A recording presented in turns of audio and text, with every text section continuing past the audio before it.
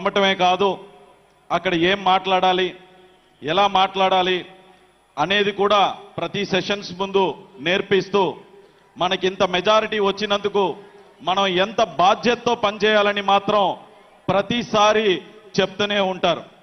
అలాగే గత ప్రభుత్వంలో జల్ జీవన్ మిషన్ ని మొత్తం అంతా 16,000 కోట్లు కేటాయిస్తే అందులో 2,000 కోట్లు మాత్రమే అలా ఇలా వాడి వదిలేస్తే దాన్ని మన అధినేత పవన్ కళ్యాణ్ గారు స్వయాన ఆయనే బయలుదేరి వచ్చి నరేంద్ర మోడీ గారిని అడిగి జల్ శక్తి మంత్రిని కూడా కలిసి సార్ ఈ స్కీమ్ ని అయిపోతున్న స్కీమ్ ని ఎక్స్టెండ్ చేయండి అని చెప్పి మన వల్ల పవన్ కళ్యాణ్ గారి వల్ల మన డిప్యూటీ సీఎం గారి వల్ల దేశం అంతా స్కీమ్ ని ఎక్స్టెండ్ చేసి నరేంద్ర మోడీ గారు రాష్ట్రానికి కాదు దేశానికి అందరికీ కూడా ఎక్స్టెండ్ చేస్తున్నాను అని చెప్పి మన వల్ల దేశం అంతా కూడా లబ్ధి పొందేలాగా ఆయన చేశారు.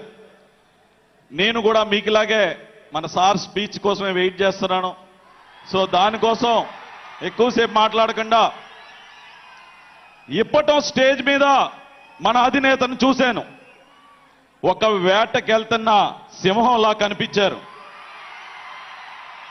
ఈ రోజు స్టేజ్ మీదకి వస్తున్నప్పుడు చూశాను గుంట నక్కల్ని వేటాడేసిన సింహంలాగా వచ్చి ఆ ముఖంలో ఒక చిన్న చిరునవ్వు, అదే గంభీరం అలాగే ఉంది.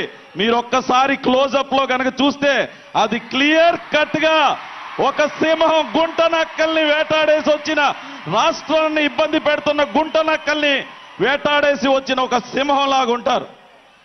సార్ ఎప్పుడూ కూడా మీ వెంటే ఉంటాం, మీరు చెప్పిందే చేస్తాం, మీరు అప్పచెప్పిన బాధ్యతల్ని తప్పక పాటిస్తూ ఈ అవకాశాన్ని ఇచ్చిన మీకు హృదయపూర్వక నమస్కారాలు చెప్తూ సెలవు తీసుకుంటున్నాను. ధన్యవాదాలు.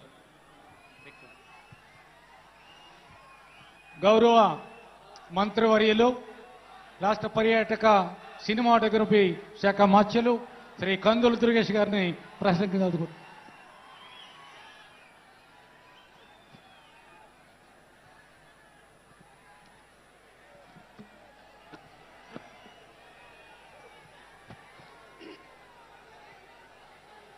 పేదవాడి కంట కన్నీరు తుడవటమే లక్ష్యంగా రాజకీయాలు ప్రారంభించి ఆంధ్రప్రదేశ్ రాష్ట్ర రాజకీయాల్లో ఒక ప్రత్యేక వరవడిని సృష్టించి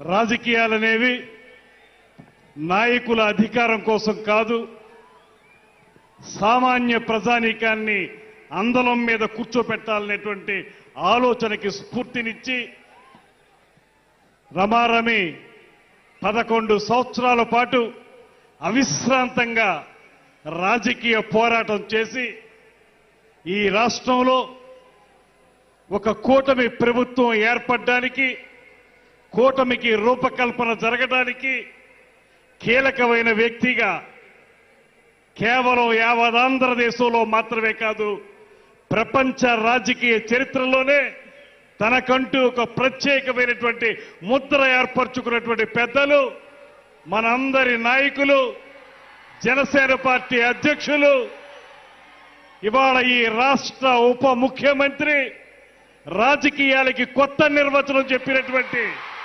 శ్రీ పవన్ కళ్యాణ్ గారికి మనందరి తరఫున కూడా ప్రత్యేకమైనటువంటి ధన్యవాదాలు తెలియజేస్తూ, వేదిక మీద ఉన్నటువంటి ఈ కార్యక్రమాన్ని తన నేతృత్వంలో అత్యద్భుతంగా నిర్వహించినటువంటి నాదెండ్ల మనోహర్ గారు, అదేవిధంగా పెద్దలు శ్రీ నాగబాబు గారు, నూతనంగా శాసన మండలి సభ్యునిగా ఎంపికైనటువంటి శ్రీ నాగబాబు గారు, వేదిక మీద ఉన్నటువంటి 50 మంది పార్లమెంటు సభ్యులకు, శాసన సభ్యులకు, శాసన మండలి సభ్యులకు, అదేవిధంగా వివిధ కార్పొరేషన్ల చైర్పర్సన్స్ కు, డైరెక్టర్లకు, అన్నిటికంటే మించి ఇవాళ పవన్ కళ్యాణ్ గారి పిలుపు మేరకు జనసేన పార్టీ జెండా రెపరెపలాడుతుందంటే దానికి ప్రధాన కారకులైనటువంటి 50 మంది జన సైనికులకు, వీర మహిళలందరికీ కూడా నమస్సుమాంజలి తెలియజేస్తా ఉన్నాను. Rome was not built in a day. ఒక మహానగరం ఎప్పుడూ కూడా రాత్రికి రాత్రే నిర్మించబడదు. ఖచ్చితంగా దాన్ని నిర్మించడానికి ఎంతో సమయస్ఫూర్తి ఉండాలి, అంకిత భావం ఉండాలి, పూర్తి స్థాయిలో సమయోచిత నిర్ణయాలు ఉండాలి. ఇవాళ నేను గమనించినటువంటి, నేను పరిశీలించినటువంటి పవన్ కళ్యాణ్ గారిలో తొలి నుంచి ఉన్నటువంటి ఆలోచనలు, అంకిత భావం,